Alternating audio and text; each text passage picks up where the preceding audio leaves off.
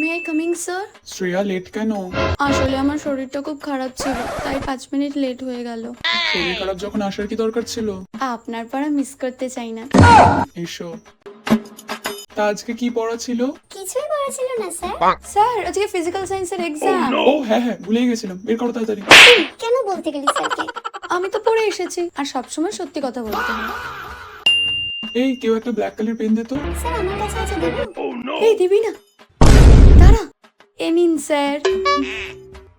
তো এই ব্যাপারটা কিন্তু সবাইকে খুব ভালো করে বুঝতে হবে। দেখো যাদের যাদের প্রবলেম হচ্ছে তারা কিন্তু আমাকে বলবে।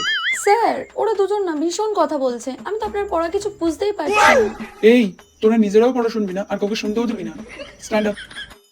স্যার আপনি এই অঙ্কগুলো সলভ করতে দিয়েছিলেন। বাহ, গুড গার্ল শ্রেয়া। এই সবাই অঙ্ক বের কর, একটাও পড়ে আনিসনি? স্যার কান ধরে দাঁড় করাবেন বলেছিলেন। হ্যাঁ ঠিক বলেছিস, যা সব কটা বাইরে কান ধরে দাঁড়া।